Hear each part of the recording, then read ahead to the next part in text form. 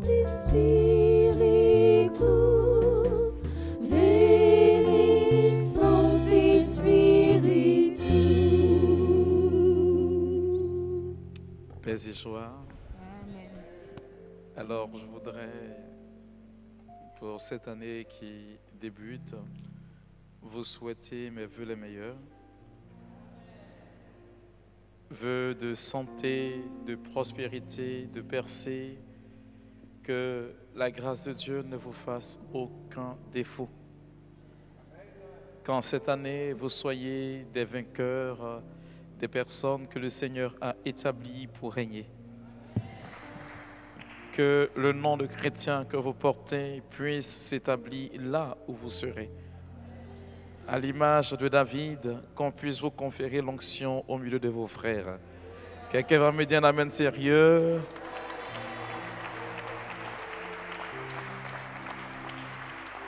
Alléluia. Alors, je disais au berger Manon que je ne pouvais pas passer par la Belgique sans m'arrêter à Calvé. Alors, c'est ce qui fait que je suis là au milieu de vous ce soir à prier avec vous et à partager cette parole qui entre dans le même sillage que vous aviez débuté il y a 2 semaines déjà, c'est ça, je crois bien. Le thème, c'est appeler, transformer et envoyer. Aujourd'hui, je nous parlerai de ce thème avec le Christ. Et la référence, c'est Marc le chapitre 16, le verset 15. Marc chapitre 16, le verset 15. Alors, on va lire le texte rapidement.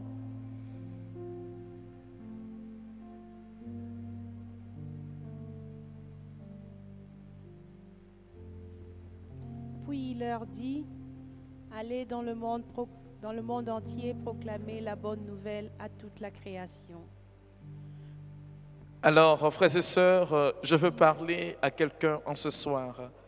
Depuis l'Ancien Testament, vous avez essayé tant bien que mal de repérer le thème de missionnaire du Christ dans l'Ancien Testament. Je ne vais faire que vous rappeler ce que vous êtes. Le thème est précis, il dit ceci, appeler, transformer et puis, je n'ai pas saisi, envoyer. Je me suis promené dans la Bible et je suis resté qu'au niveau du Nouveau Testament. Et la question que je me suis posée, qui est-ce que le Christ appelle? Il ne suffit pas de dire que je suis chrétien ou que je suis baptisé, que je suis réellement appelé. Pour être appelé, il faut que j'entende. Pour que j'entende, il faut que quelqu'un parle. Et donc, mes frères et mes sœurs, la première chose que je voudrais nous dire, c'est que l'appel suppose une position. Dis à quelqu'un, position. Beaucoup de personnes pensent être appelées alors qu'elles ne le sont pas. Savoir être appelé, mes frères et mes sœurs, c'est que j'adopte une attitude. Certainement que dans l'Ancien Testament, vous avez certainement mentionné le nom de Samuel, qui a été appelé. Mais pour que Samuel puisse être appelé, il était dans une position. Le Christ ne se dérobe pas de cette loi divine. Pour être appelé, il faut que je sois dans une position. Sinon, lorsque vous parcourez tout le Nouveau Testament, on vous dira que Jésus a connu 72 disciples, mais seulement 12 sont restés. Et qu'est-ce qu'il dit? La multitude est appelée, mais peu sont élus. Priez donc le maître de la moisson d'envoyer des ouvriers à sa vigne. Alors, quelle est la position qu'il me faut occuper pour que le Seigneur m'appelle? Alléluia. Amen, amen. Alors, je veux essayer avec vous de voir ceux que le Christ a appelés. Et comment est-ce qu'il les a transformés? Ensuite, envoyés. Le plus important, mes frères et mes sœurs, et laissez-moi vous choquer, laissez-moi vous dire la vérité, il y a une catégorie de personnes que le Seigneur ne va jamais appeler. Que tu le veuilles ou pas, il ne t'appellera jamais. Lorsque nous marchons avec le Christ, de Pierre ou Simon, si vous le voulez, jusqu'à Judas qui devint le traître, la première qualité que l'on doit regarder chez celui qui est appelé, c'est quelqu'un qui est en mouvement, quelqu'un qui fait quelque chose. L'Église catholique vous dit que l'un des péchés qui est enregistré au nombre des péchés capitaux, c'est la paresse. Dis à quelqu'un, assieds-toi bien. Dis-lui, assieds-toi bien.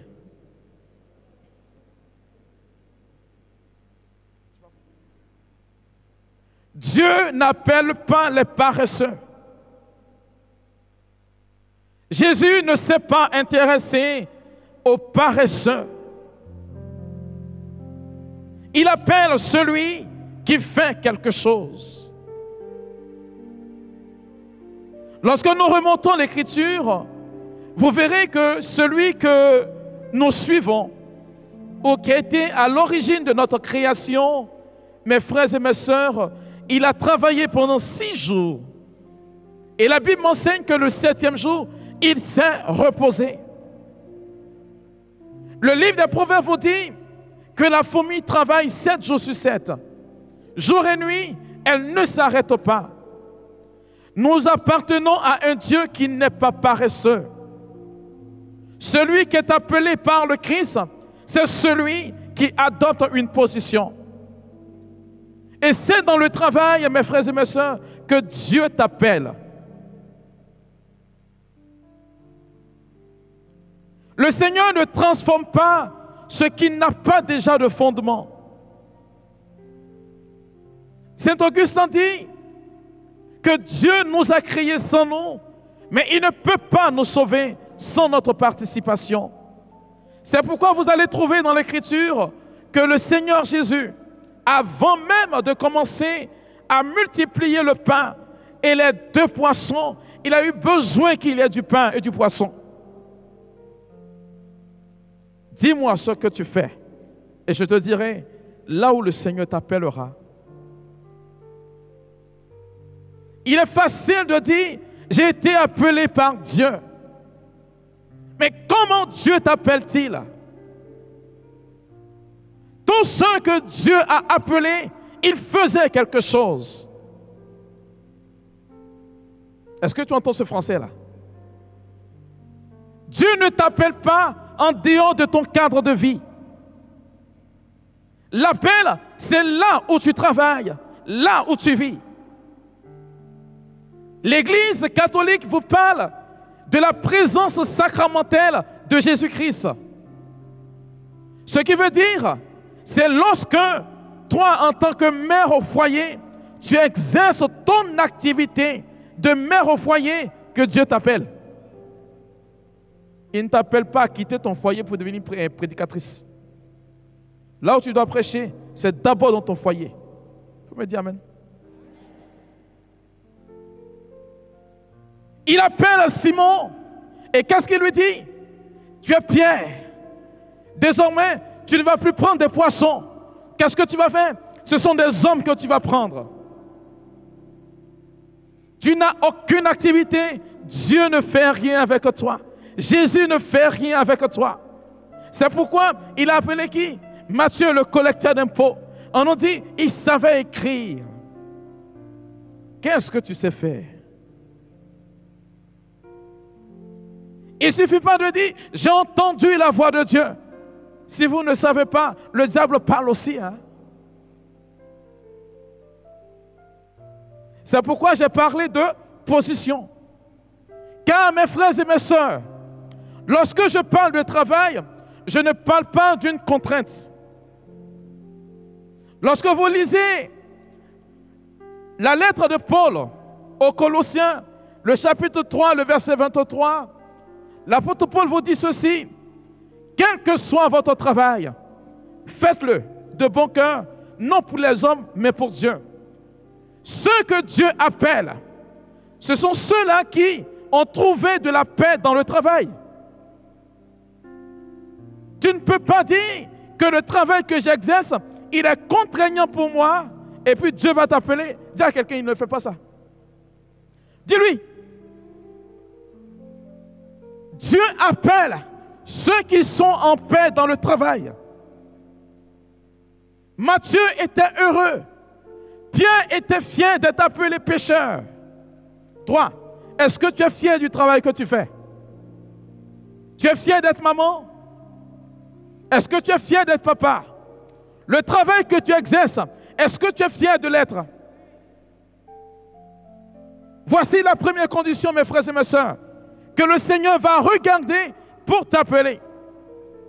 Car, frères et sœurs, là où se situe ta paix dans le travail, c'est là que Dieu parle. Il ne parle pas ailleurs. Oui. Donc, ils vont aller chercher la voix de Dieu dans l'église. Mais il te parle d'abord au travail. C'est la raison pour laquelle, lorsque vous remontez l'Ancien Testament, vous allez voir, mes frères et mes sœurs, que Samuel, lorsque Dieu l'a appelé, il l'a appelé avec la voix de qui? Le prêtre Élie. Alléluia. Ah, ton amène même pas quelque part. Tu amènes fort. On a déjà commencé à transpirer. Alléluia. Je veux parler à un enfant de Dieu. Il faudra que nous puissions sortir des léthargies, des sommeils qui ne finissent pas. On met tout sur le dos de Dieu alors que Dieu ne nous a pas appelés. Il y a dans l'église ce qu'on appelle l'opus Dei. Des gens qui travaillent et qui mettent ça sur le compte de Dieu. Pourtant, Dieu ne les a pas envoyés. Hein? Mais il y a ceux que Dieu appelle et qui travaillent pour Dieu. Je veux parler à un appelé. Commence par aimer ce que tu fais. Cherche-toi une position. Oui, il faut chercher une position. C'est de là que le Seigneur va t'appeler. C'est pourquoi il a dit à Moïse, en Exode le chapitre 31, au verset 1er, il dit, j'ai choisi Bezalel, fils de Our, de la tribu de Juda. Je lui ai conféré mon onction. Je lui ai donné ma grâce pour qu'il soit habile en toute œuvre humaine. Alléluia. C'est pourquoi, mes frères et mes sœurs, le fait d'être appelé, transformé, vient de là où tu te trouves. Il a dit à Pierre, désormais, ce ne sont plus des hommes et des poissons que tu vas pêcher, mais c'est qui? Des hommes. C'est parce que Pierre s'est lancé filet qu'il va pêcher des hommes. C'est ce qui va faire qu'en Actes des Apôtres, à partir du chapitre 3 et chapitre 1 et 2, on a dit, quand l'Esprit Saint est descendu sur Pierre et qu'il a commencé à prêcher, il y a eu combien de convertis? 3000 convertis. Celui qui est appelé, c'est celui qui est estimé dans son domaine de vie. Là où tu vis, dans ton environnement. C'est pourquoi je veux dire à un enfant de Dieu, celui qui est appelé, il a une qualité, il n'est pas grincheux. Ce n'est pas celui qui se plaint. Ce n'est pas celui qui se morfond. Celui que Dieu appelle, c'est celui qui comprend. Parce que l'apôtre Paul vous dit, dans sa première Corinthiens, le chapitre 10, verset 13, aucune épreuve, aucune tentation ne vous soit survenue sans que le Seigneur ne vous donne la capacité de pouvoir supporter. Et lorsque Dieu t'appelle, c'est que ce que tu vis, c'est toi seul qui peux vivre cela. Tu as froid? Il faut dire Amen. Alléluia. Alors, mes frères et mes sœurs, vous allez voir que lorsque Dieu t'appelle, s'ensuit automatiquement la transformation. Pourquoi? Parce que dans le fait d'être appelé, il y a quelque chose que Dieu va regarder là-dedans. On n'est pas parfait. Dans la lettre aux Hébreux, il a dit ceci, que le prêtre, il est pris du milieu du peuple. Il n'est pas saint. Pour offrir au peuple les intentions du peuple. Regardez un peu ce qui se passe. Lorsque Jésus appelle Matthieu, Matthieu est qui? On dit publicain, n'est-ce pas? Collecteur d'impôts. Ça veut dire qu'il est pécheur. Dans la mentalité des Juifs, Matthieu ne peut pas avoir en héritage le règne de Dieu parce qu'il fait souffrir ses propres frères. Mais quand Jésus est entré chez Matthieu, on nous dit tous les collecteurs d'impôts sont venus manger avec lui.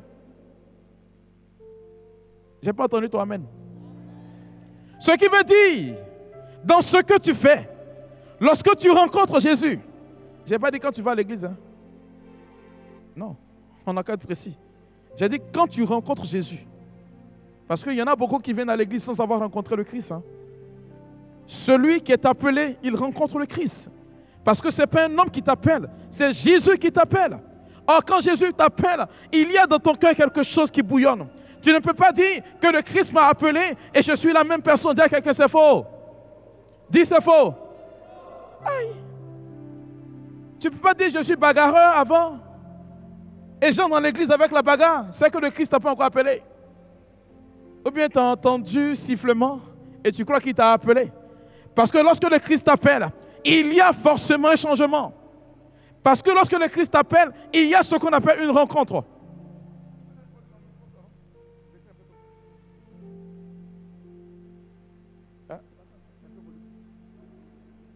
Amen, amen.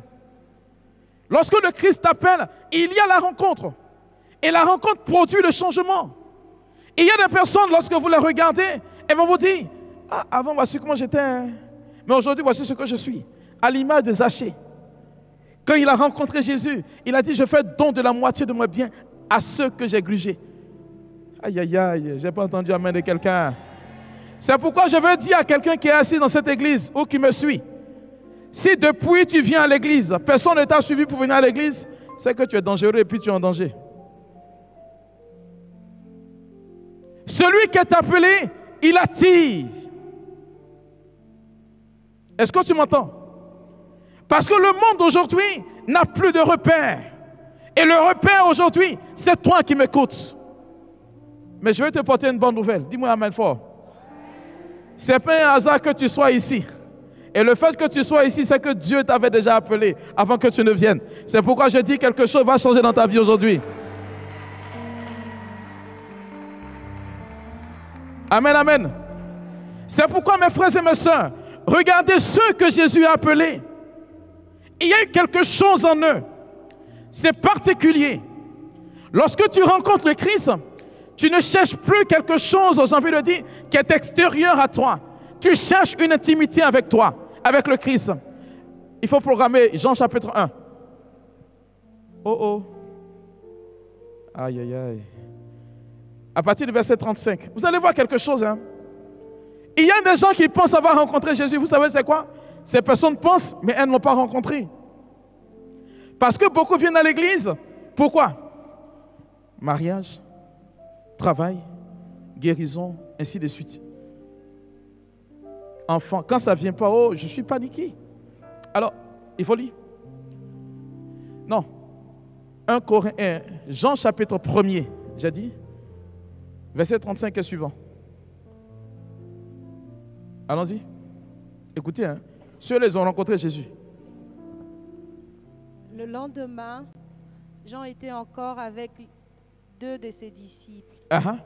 Il vit Jésus passer et dit, voici l'agneau de Dieu. Jean présente Jésus à 2 de ses disciples. Il s'agit d'André et puis Jean. Allons-y. Les 2 disciples l'entendirent prononcer ces paroles et suivirent Jésus. Alors, qu'est-ce qui se passe? Jésus se retourna et, voyant qu'ils les suivaient, il leur dit, que cherchez-vous? Ils lui répondirent, Rabbi, pause. Si c'était toi, tu allais dire quoi? Tu allais dire quoi? Que cherches-tu? Seigneur, je veux me marier. Que cherches-tu? Seigneur, je veux guérir. Que cherches-tu? Seigneur, je veux... On est malheureusement en train de rechercher ce qui est éphémère. On cherche toujours ce qui fait la bénédiction, au lieu d'aller à la source de la bénédiction. Celui que Jésus appelle ne reste pas à la périphérie. Qu'est-ce qu'il dit? Qu'est-ce qu'ils disent? Rabbi, Rabbi, ce qui signifie maître, où habites-tu? Dans une autre version, on va dire maître, où demeures-tu? Est-ce que tu m'entends? Celui que Jésus a appelé, il ne reste pas au pas de la porte. Il va jusqu'où Jésus habite. Seigneur, où demeures-tu? Parce que je veux rester avec toi.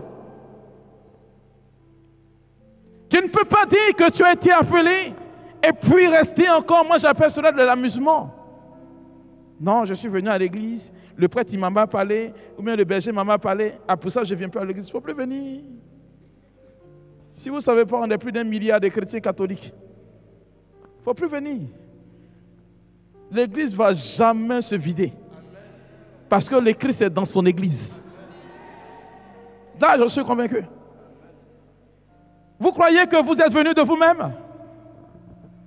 Nul ne vient au Christ si le Père ne l'attire vers lui. C'est pourquoi je déclare ceci. Il faut purifier ton appel. Et cet appel, il faut qu'on te dise la vérité, mon frère, ma soeur. Ne viens pas à l'église pour chercher quelque chose. Viens pour rencontrer Dieu. Parce que lorsque André et Jean ont trouvé le Seigneur, ils ne se sont pas arrêtés là. André s'est levé, il allait trouver son frère. Simon, il a dit, viens, j'ai trouvé le Messie. Quand tu as appelé, que tu as rencontré le Christ, tu attires des hommes à toi. Quand tu as rencontré le Christ, tu attires des hommes à toi. Et le Christ, il ne parle que par sa parole. Alléluia. Vous vous rappelez, on devait partir arrêter Jésus. Et puis ils ont envoyé des soldats, ils sont partis. Et puis ils sont revenus. Jamais on n'a parlé comme cela. Et les Juifs disent, les pharisiens disent, vous aussi vous vous endoctrinez. Hein? J'accepte d'être endoctriné par le Christ. Parce que c'est le meilleur berger. Mes amis, ce que je suis en train de vous dire, c'est que lorsque nous sommes appelés, il y a des qualités que nous devons développer. Rechercher la présence de Dieu. C'est pourquoi celui qui est appelé, mes frères et mes sœurs, il doit commencer à rechercher une intimité avec Dieu. Et dans cette intimité, tu vas commencer à reconnaître la voix de Dieu. Tu ne peux pas dire que tu es appelé et puis rester dans le brouhaha. Ça n'est pas possible. Il y a une forme d'adoration qui va découler de ton appel, qui fait que quelque part, tu recherches Dieu pour ce qu'il est et non pas pour ce qu'il peut te donner. On ne court pas après la bénédiction de Dieu. On court après le Dieu de bénédiction. Et celui qui a recherché, qui a trouvé le Christ, il y a une façon de voir les choses qui diffère de ce que nous connaissons. La question que je veux te poser aujourd'hui, est-ce que réellement tu l'as rencontré? C'est ce que tu dois te poser comme question. Hein? Est-ce que tu as rencontré réellement le Christ aujourd'hui là? On est à l'église. Est-ce que tu penses l'avoir rencontré? Ou bien tu viens à l'église parce qu'on dit à Kabe, il y a un miracle.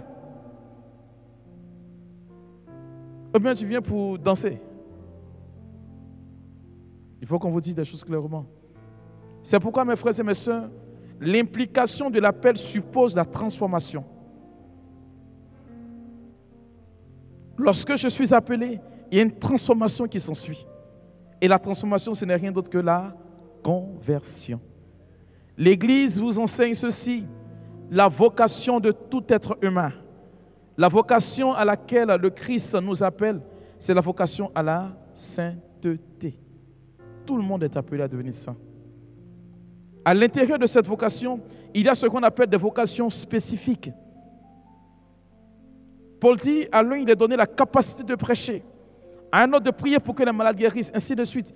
Mais tout cela ne part que pour un but bien précis, la sainteté.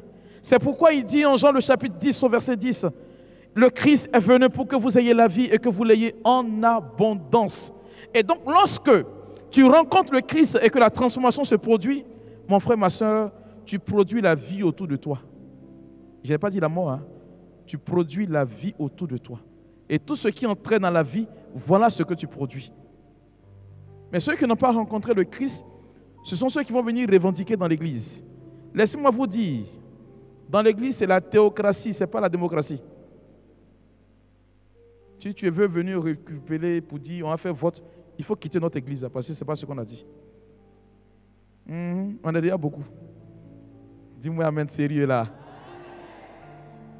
Je veux dire à quelqu'un, celui qui a rencontré le Christ, il produit les effets de cette rencontre. Il y a une transformation. Galates chapitre 5, verset 22. Ceux qui ont rencontré le Christ, il y a quelque chose qui se passe. Tu n'as pas venu lutter le micro pour dire que c'est moi qui suis lead vocal. Tu peux faire ça? Quand même. Non. Si aujourd'hui je ne chante pas, ça ne va pas chanter. Il va avoir onction, pion. Il ne faut pas chanter. Allons-y. Mais le fruit de l'esprit, c'est l'amour. Celui qui a rencontré Jésus, il ne peut qu'aimer.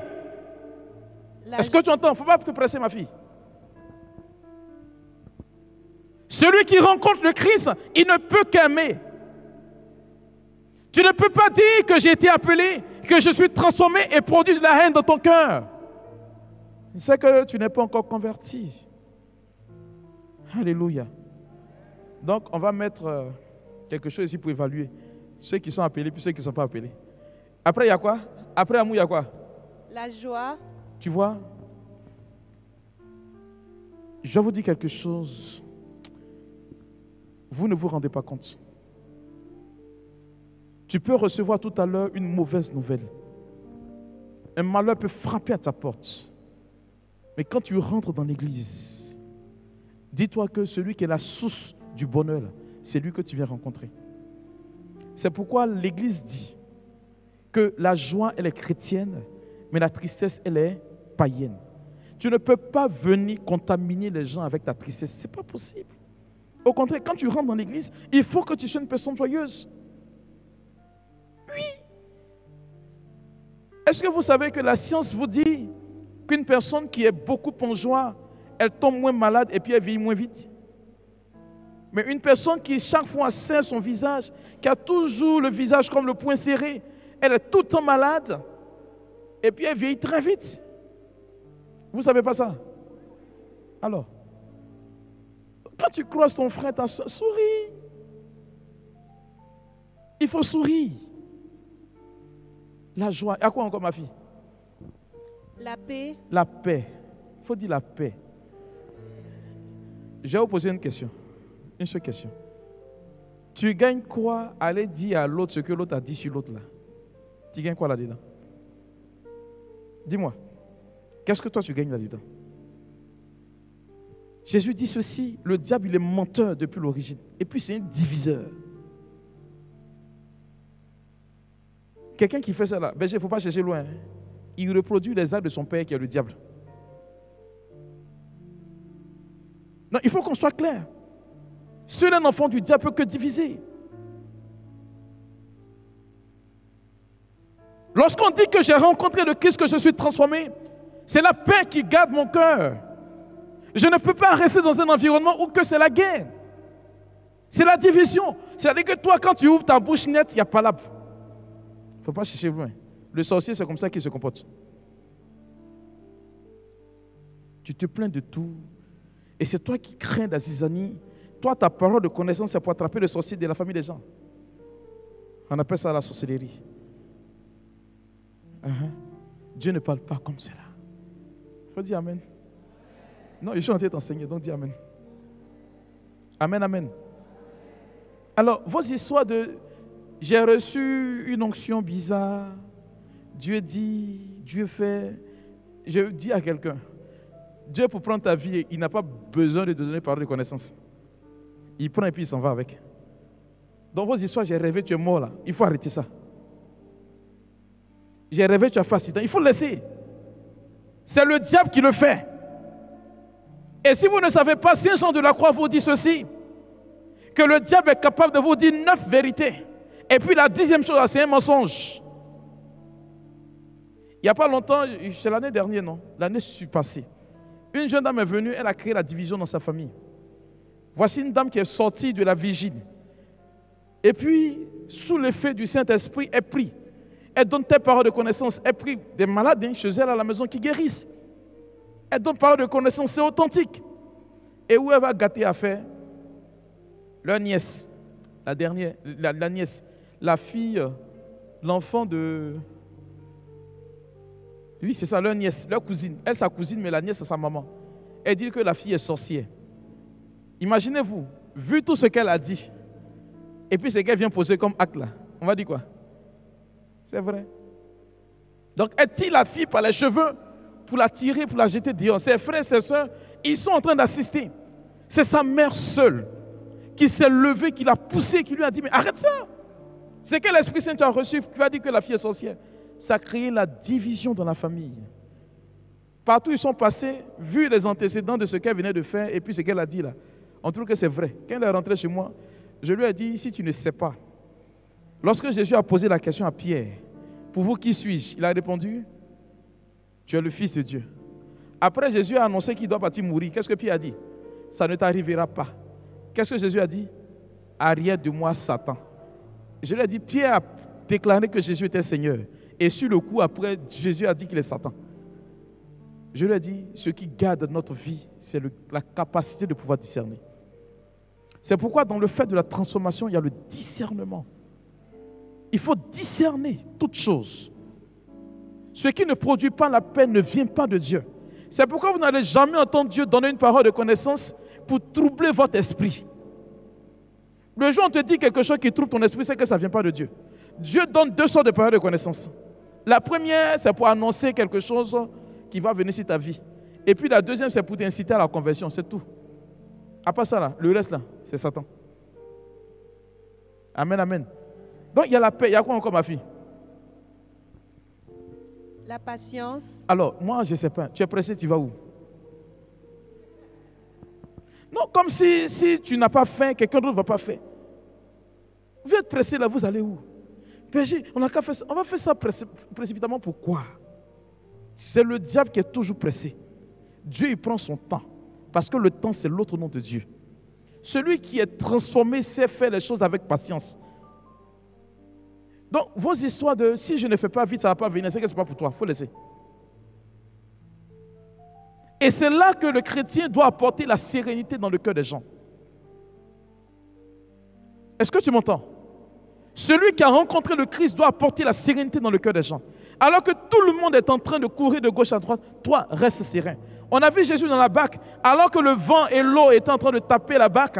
Quand il s'est levé, qu'est-ce qu'il a dit? Silence. La paix. Jésus incarne le silence. Et toi qui es transformé, c'est ce que tu dois faire. Vous ne remarquez pas peut-être, mais quand les gens savent que vous êtes chrétien, ils regardent votre attitude pour pouvoir réagir dans le monde. Lorsque vous êtes bouleversé, le monde est bouleversé. C'est comme cela. Alors, je voudrais que tu te prennes au sérieux. Ne dis pas que je suis une personne vulgaire ou une personne banale. Non. Tu as quelque chose de précieux. Il y a quoi encore, ma fille?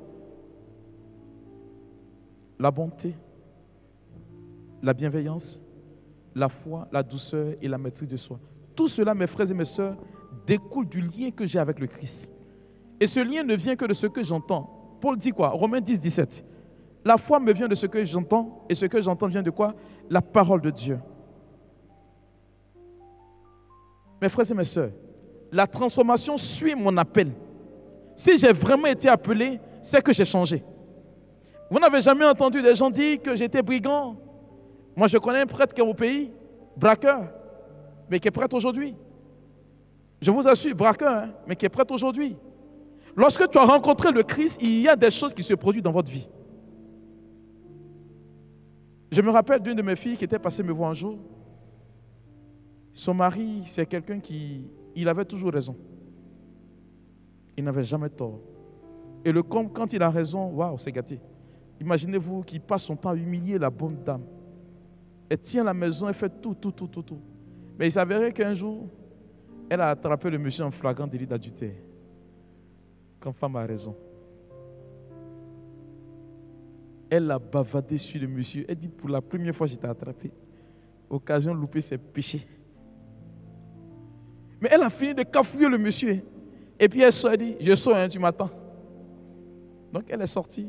Direction, elle est venue me voir. Mon père, est-ce que tu sais que j'ai attrapé le monsieur? Je dis, ah bon? Et puis tu as fait quoi? Quand elle m'explique, elle dit que j'ai crié sur lui. Quand elle a fini de parler, j'ai dit, ah bon? Elle dit oui. Et puis je lui ai posé une seule question. Tu es contente? Son visage a changé. Elle dit, mais toujours c'est lui qui crie. Aujourd'hui, moi, il crie. Je lui ai posé une question. Est-ce que tu es contente? Elle dit, mais tu veux que je fasse quoi? Je lui ai dit, bon, va demander pardon à ton mari pour avoir haussé le ton sur lui, pour avoir crié, pour l'avoir humilié. Tiens. Voyez, quand on frappe un enfant et puis on dit les grandes douleurs sont muettes, c'est l'attitude de la fille dans mon bureau. Elle veut pleurer, ses larmes coulent, mais ça ne sort pas. La voix ne sort pas. Je lui ai dit, c'est pas, chérie, excuse-moi, va attraper ses pieds et puis tu demandes sincèrement pardon. Quand elle est arrivée, elle est rentrée dans la chambre. Elle a pleuré un bon coup. Puis elle est venue s'échanger. Elle s'est mise à genoux. Et puis elle lui a demandé pardon en pleurant de ses larmes sur ses pieds pour avoir fait cela qu'elle n'aurait pas dû, même s'il a fait une faute. Vous savez ce que son mari a fait? Quelqu'un qui ne partait pas à l'église. Il a dit, dis-moi, tu pries avec qui? Et donc elle lui remet mon numéro. Il m'appelle, me dit, mon père, je viens te voir. Il est arrivé en séance avec sa femme. Il me dit, mon père, vraiment, si ce n'est pas toi là, même Dieu m'allait descendre, elle n'allait pas fait. Il dit, mais moi, c'est Dieu. Il dit, non, elle n'allait pas faire. Et qu'à cause de ce comportement de mon père, moi, je deviens chrétien. Je vous assure que ce monsieur, aujourd'hui, il a dépassé sa femme dans l'église. J'ai compris que l'apôtre Pierre vous dit ceci en 1 Pierre, le chapitre 3, verset 1 jusqu'au verset 6. Il dit, femmes, soyez soumises à vos maris en tout. Il dit, faites-le comme vous le faites pour le Seigneur. Car si parmi vos maris, certains ne sont pas gagnés par la parole, qu'ils soient gagnés au Christ par votre comportement. Je veux dire à quelqu'un, quand tu es transformé, tu attires. Et l'attraction que tu fais, ce n'est pas pour toi-même. Tu laisses le Christ transparaître devant toi. Et donc, tu n'es pas quelqu'un qui bloque la lumière. Est-ce que tu m'entends? Lorsque tu commences à rencontrer le Christ et que des gens viennent à toi, tu ne leur fermes pas le passage. Tu les laisses aller directement à Christ. C'est pourquoi vous allez voir que quand tu es appelé, qu'est-ce qui se passe? Automatiquement, dans le fait d'être transformé, c'est la mission que tu accomplis. Et donc, tu es envoyé en même temps. Et tout se suit. Vous voyez, parfois on a l'impression qu'on fait beaucoup de gymnastique avec le Christ. Mais mon appel découle de ce que je suis intrinsèquement. Et chaque être humain est appelé. Et qui écoute la voix de Dieu? C'est cela le plus important. Et celui qui écoute la voix de Dieu, mon frère, ma soeur, c'est toi qui entends ce message aujourd'hui. C'est pourquoi il ne faudrait pas que ce message tombe dans les oreilles d'une personne sourde, mais que tu laisses cette parole-là transformer ton cœur et ta vie. Je voudrais que tu rencontres le Christ au travers de cette parole-là. Jésus a dit, allez par le monde entier. Allez par le monde entier. Il n'a pas dit de rester, non. C'est pourquoi vous allez voir que partout où vous allez vous trouver, le comportement que vous allez adopter, voilà ce qui va permettre aux gens de changer. La capacité de pardonner, par exemple. La capacité de sourire avec quelqu'un qui t'a fait du mal. La capacité de partager ton pain aujourd'hui. Dans une société où aujourd'hui on vit dans l'individualisme, comment être capable d'être solidaire les uns des autres? Voilà ce qui va dire que tu as été appelé. Sinon, beaucoup vont venir dire, Seigneur, Seigneur, Seigneur, en ton nom on a guéri des malades, on a fait ceci, dit, arrière de moi, je ne vous connais pas. Je vous assure, le jour où on mourit là, ce n'est pas un miracle qu'on a fait là que tu vas regarder. Ce n'est pas parce que tu as chanté que tu vas regarder, il ne faut pas que tu mentes. Mais comment est-ce que tu as vécu? Voilà, là où le Seigneur t'attend. C'est l'une des raisons pour lesquelles, mes frères et mes sœurs, ce que je voudrais vous dire, c'est que Dieu, il est tellement bon, il est tellement amour, que Jésus est venu se présenter. On nous dit qu'il s'est fait tout à tous. Vous comprenez? Il a pardonné à la pécheresse. Allant jusqu'à sur le bois de la croix, il a dit, Père, pardonne-leur, car ils ne savent pas ce qu'ils ont fait. Je ne sais pas ce qu'on a pu te faire pour que tu gardes cela dans le cœur jusqu'à aujourd'hui. Et tu vas dire que le Seigneur t'a appelé. Il ne t'a pas encore appelé. Ou du moins, il t'a appelé, mais tu n'as pas encore répondu. Peut-être qu'il t'a bipé. Parce que quand le Christ t'appelle, il y a une transformation qui s'ensuit. Tu ne peux pas dire que je suis la même personne. Paul dit que j'ai été saisi par le Christ. Oui, séduit par le Christ. C'est pourquoi Paul dit, l'homme aussi est mort. Il y a un homme nouveau qui est là. Et cet homme nouveau doit transparaître.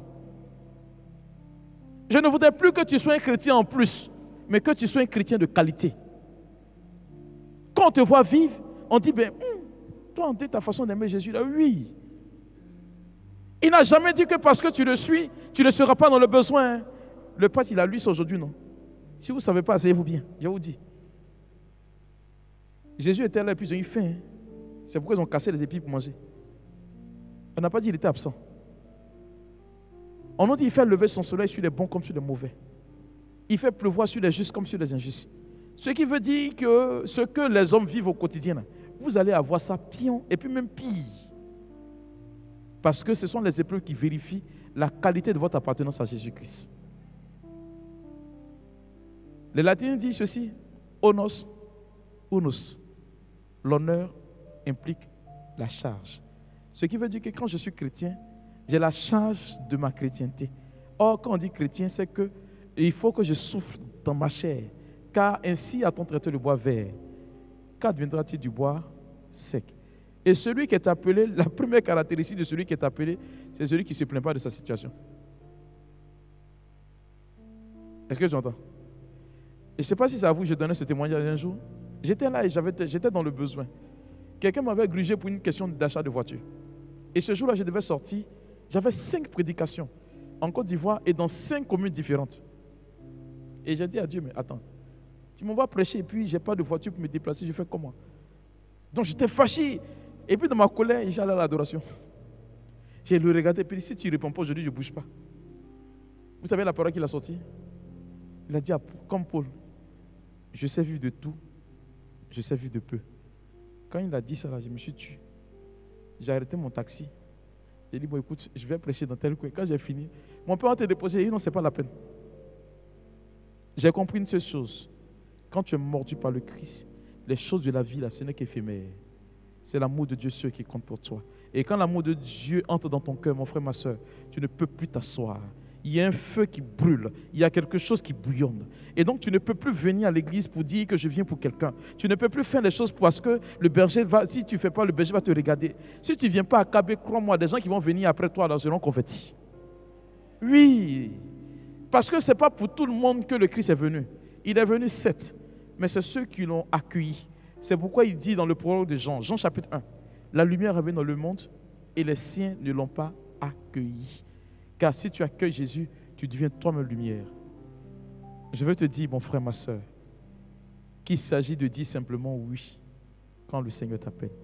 Et le oui que tu dis est comme le oui de Marie, le fiat de Marie.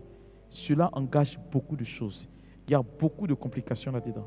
Quand tu dis oui, ça veut dire qu'on va t'insulter même quand tu as raison. Et puis tu acceptes, tu te tais. On va te parler mal, même quand tu as dit que tu es dans ta raison. Et puis tu ne parles pas. On va t'humilier et puis tu ne dis rien. Voilà ceux qui disent oui. Parce qu'aujourd'hui, pendant que je parle, je suppose que tu as entendu. N'est-ce pas? Maintenant, la question que je vais te poser, est-ce que tu es prêt à répondre? Tu es prêt à t'humilier, être humilié? Ce n'est pas question d'amen. Hein? C'est une question de... C'est volontaire et c'est libre. Et c'est pourquoi vous allez voir que dans la question d'appel, le Seigneur ne nous appelle pas en tas. Il appelle chacun individuellement. Et puis quand il t'appelle, il dit ton nom.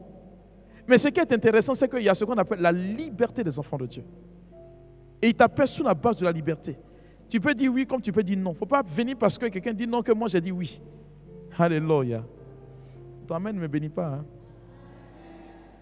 Je veux dire à quelqu'un que ce que Dieu dit là, c'est vrai. Et donc si tu entends ce message et que ça retentit dans ton cœur, prends la peine de réfléchir pour dire si tu veux ou pas. Si tu veux, alors accepte. Et si tu acceptes, laisse Dieu te transformer. Quelqu'un va me dire amen fort.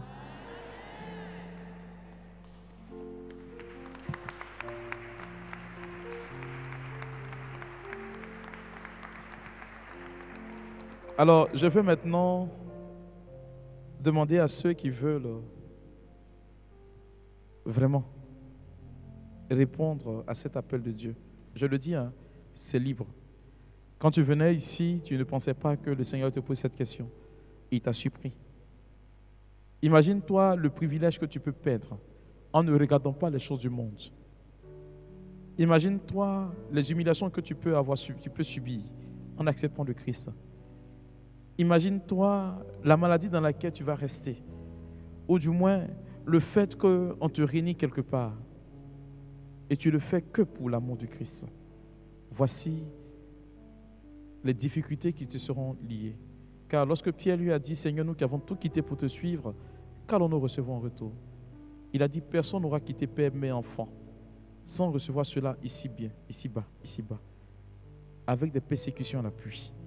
Croyez-moi, vous n'allez jamais être en paix. Vous n'allez jamais être heureux à votre guise, c'est-à-dire que sans combattre. Votre vie sera perpétuel combat. Ça, il n'y a rien à faire. Quand une situation finit, l'autre s'engage parce que le Seigneur veut vous voir grandir. Et quand un enfant grandit, à chaque étape de son évolution, il a forcément des épreuves. C'est ainsi que nous concevons la vie, nous chrétiens. Alors celui qui est prêt à supporter, à accepter sans se plaindre, celui qui est prêt à dire, Seigneur, ma vie, elle t'appartient, sans broncher, peu importe ce qui va arriver, Seigneur, je vais travailler pour l'améliorer. Mais sachant que toi, Dieu, tu es avec moi, je vais te demander si tu veux bien, c'est la liberté des enfants de Dieu, de te mettre debout.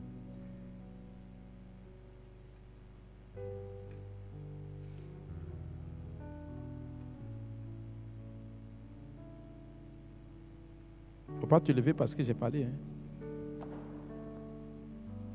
Lève-toi parce que le Seigneur te demande de te lever, tout simplement. Et tu sens le besoin de te lever. Alors, tu vois, avec ce que je viens de donner comme prédication, je n'ai pas besoin de te dire comment est-ce que tu vas prier. Tu m'entends? Je n'ai pas besoin de te dire ce que tu dois dire à Dieu. C'est un acte volontaire.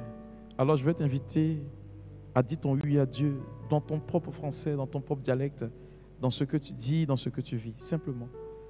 Avec ce que tu as entendu comme enseignement depuis.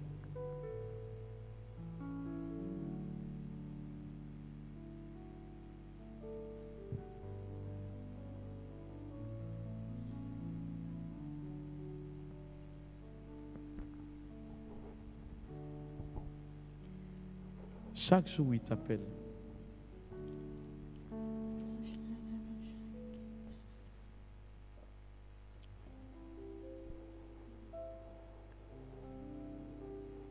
Sache que Dieu te connaît mieux que toi-même. Est-ce que tu es prêt à faire ce pas avec lui? À marcher vers l'inconnu parce que lui, Jésus, il est ton berger.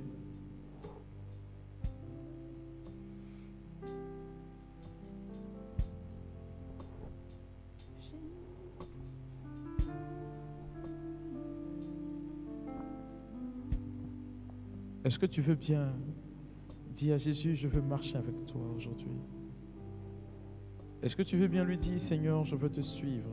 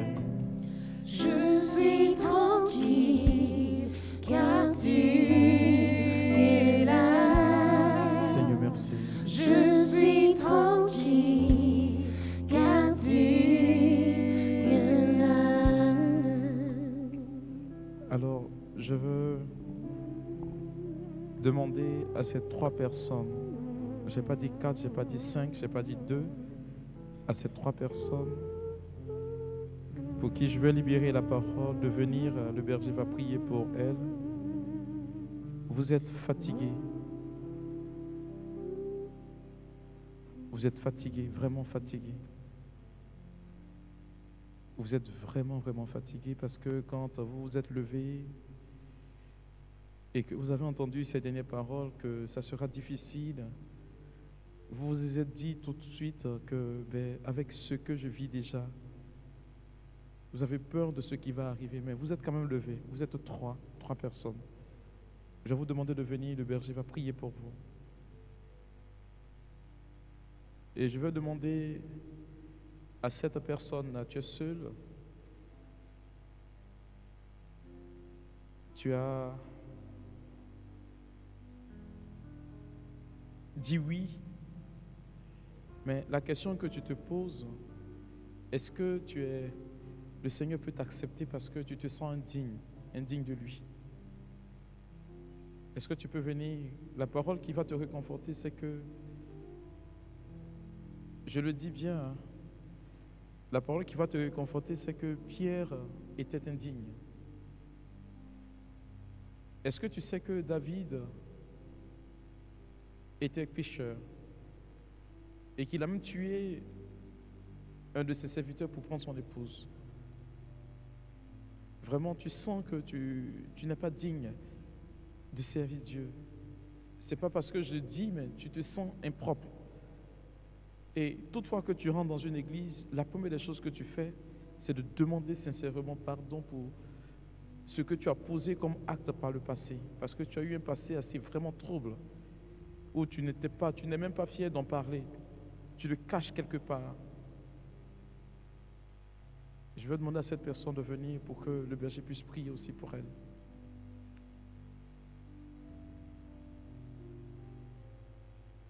Je tiens à préciser que c'est une jeune fille. Je ne veux pas aller plus loin de ce que je suis en train de dire. Je ne veux vraiment pas aller plus loin. Tu as eu un passé vraiment, vraiment trouble. Je dis bien trouble, de chez trouble. Hein. Pendant que le cœur continue de nous assister,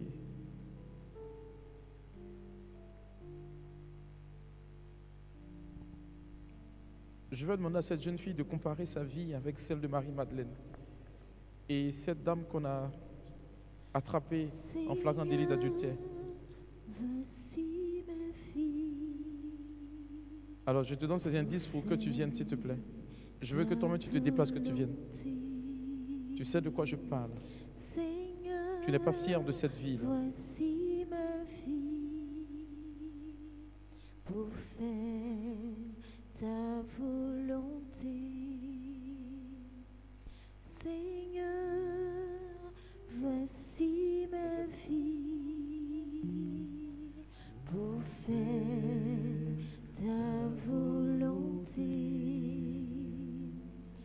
Seigneur, voici ma vie pour faire ta volonté, ta volonté.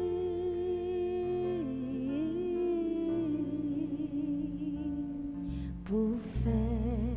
Je vais demander à cette personne qui est dans notre assemblée. Tu as pris la décision tout à l'heure, pendant que je prêchais, de quitter ce qui n'honore pas Dieu. Je le dis bien parce que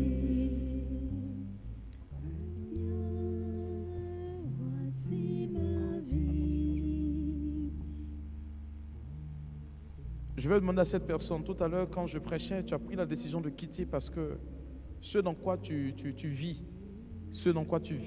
tout ce que tu fais, comme quand j'ai parlé de paresse, tu t'es senti fortement concerné. Pas que tu ne fasses pas quelque chose, mais ce dans quoi tu trames n'est pas juste avec Dieu. Je le dis bien, ce dans quoi tu es n'est pas juste avec Dieu. Et tu as pris tout à l'heure la décision de quitter parce que tu te dis que si je suis appelé, il y a des choses dans lesquelles je ne dois pas être. Est-ce que tu peux venir pour qu'on prie pour toi, s'il te plaît? La décision que tu viens de prendre, elle est tellement importante que si tu pars sans prière, c'est sûr que tu vas faiblir en chemin.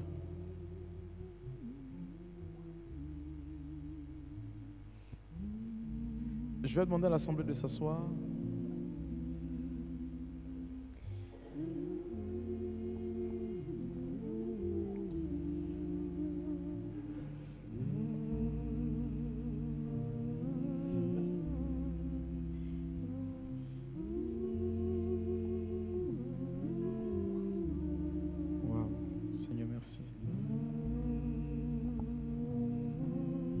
Je veux demander à cette jeune dame qui est dans notre assemblée de venir. Tu éprouves des difficultés à enfanter et tu estimes que c'est à cause de ton passé et que le Seigneur est en train de rétribuer. Il est en train de te faire payer cela. C'est pourquoi tu n'arrives pas à enfanter. Est-ce que tu peux venir? Je veux même te dire que le Seigneur ne te juge pas d'après tes actes passés. Tu as dit oui à Dieu et dans ta prière, ce que tu fais comme prière, chaque fois que tu viens à une assemblée pareille, ce que tu demandes à Dieu, c'est qu'il te transforme, c'est qu'il répare la ruine que tu as causée par le passé. Je vais demander à cette jeune sœur de venir. Tu n'arrives pas à enfanter et tu te dis que c'est à cause de ce que tu as fait par le passé. On est en ligne, non? On est en direct? Il faut regarder, elle va répondre. Elle n'est pas connectée, elle n'est pas ici. Elle va connecter, il faut voir. Elle est connectée. Tu es connecté. Tu as posé des actes par le passé. Et tu te dis que si aujourd'hui tu n'arrives pas à enfanter, c'est parce que tu as posé des actes par le passé. Seigneur, je te rends la gloire et je te dis merci. Merci Jésus pour cet acte d'amour que tu nous fais visiter aujourd'hui, tu nous donnes de voir.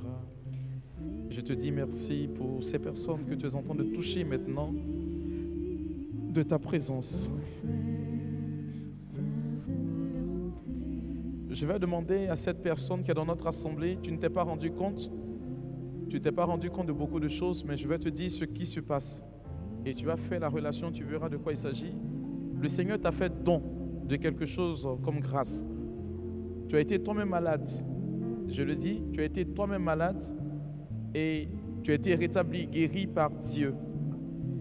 Mais depuis un certain moment, quand tu pars rendre visite à des personnes malades, elles commencent par se sentir bien. Quand tu passes, on te dit que tu es passé me saluer, j'ai commencé à bien me sentir. Est-ce que tu peux venir pour qu'on fasse sur toi l'imposition des mains? Ce qui est intéressant, c'est que lorsque le Seigneur t'appelle et qu'il te transforme, il t'accorde une grâce qui est liée à cette transformation. Est-ce que tu peux venir? Il ne faut pas traîner parce que je n'ai pas beaucoup de temps. Je rends la gloire à Dieu pour ce qu'il est en train de produire dans ta vie. Tu as été toi-même guéri et toute fois que tu pars rendre visite à une personne malade, automatiquement, elle se porte bien.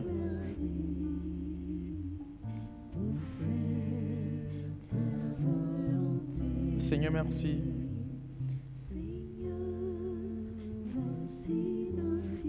Alors ma fille, doucement s'il te plaît. Il y a une personne qui est dans notre assemblée, tu es appelé à quelque chose de plus grand.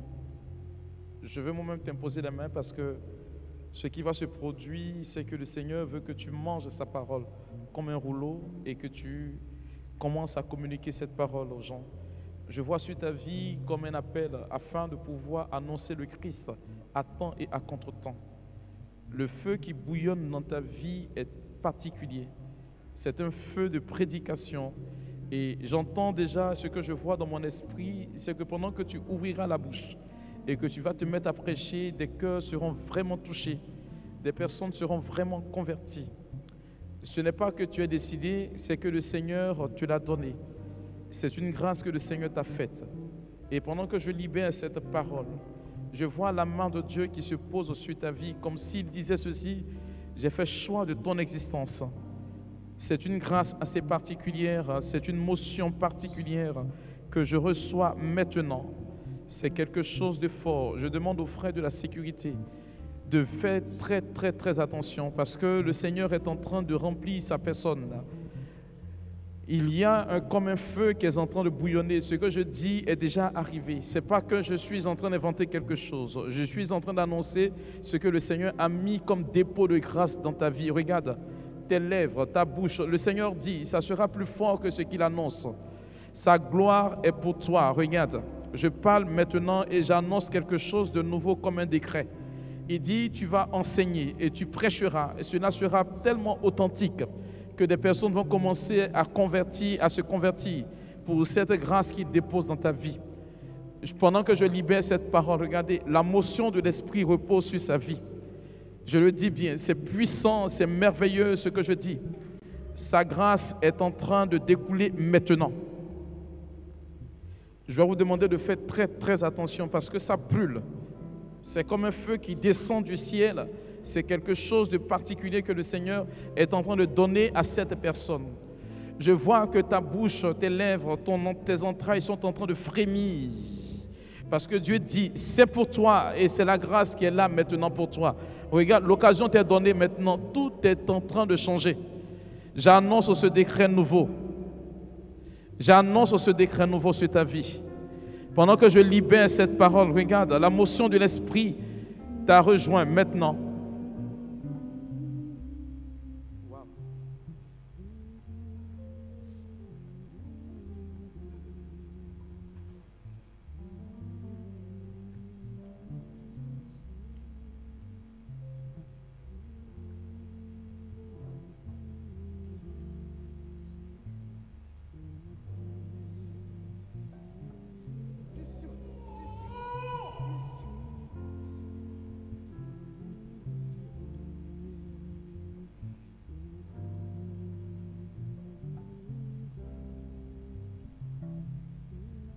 Alors, c'est arrivé, c'est fait. La personne dont je suis en train de parler vient de recevoir plus qu'elle ne le pense. Je parle au nom de la Trinité. J'annonce ce décret qui est merveilleux. J'aime ces prédicateurs, ces personnes folles-là, qui annoncent Dieu à temps et à contre-temps, qui prêchent pour Jésus-Christ, qui annoncent le règne de Dieu afin que les personnes se convertissent. C'est le meilleur des ministères parce que ce ministère, c'est la parole, c'est la parole, c'est la parole, c'est la parole. Pendant que je libère, regarde, je vais compter jusqu'à 3. Je dis 1. Cette personne ne pourra pas tenir parce que c'est comme un feu qui descend et ce sur sa vie. Ce n'est pas une question de dire je vais tenir. Non. Je dis 2. Ce n'est pas quelque chose de dire non, Seigneur, c'est moi. Non. Pendant que je libère cette parole, regarde, la grâce de Dieu est pour ta vie. Prédicateur plein temps et dans le feu. Et je dis 3. Il faut l'aider maintenant. Il faut l'aider maintenant. Là. Je dis maintenant qu'il faut l'aider parce que, regardez, le Seigneur est en train de remplir sa vie. C'est quelque chose de nouveau pour toi. Tu vas annoncer le règne de Dieu. C'est un changement dans ta vie. C'est quelque chose de nouveau, de fort. Seigneur, merci pour cette grâce et pour ce privilège que tu es en train de nous donner aujourd'hui. Nous l'accueillons, Seigneur, et nous faisons tout simplement ton œuvre. Merci de bénir toutes ces personnes qui, en cette assemblée, désirent te rencontrer et changer leur vie. Quelqu'un va me dire un amen sérieux? La personne a répondu?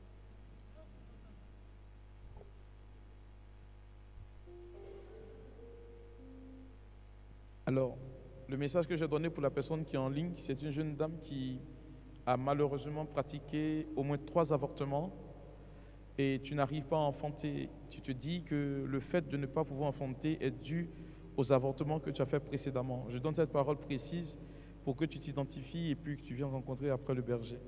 Alors que le Seigneur bénisse chacune de vos vies. Voilà, j'étais un passage éclair qui vous accorde plus que vous ne n'osez demander et que l'onction de cette année vous guide. Alors je prie que vous soyez des reines et des rois pour cette année particulière et que vous soyez couronnés à la dimension de David et que sa faveur repose sur vous aujourd'hui et demain pour les siècles sans fin. Quelqu'un va dire un amen fort.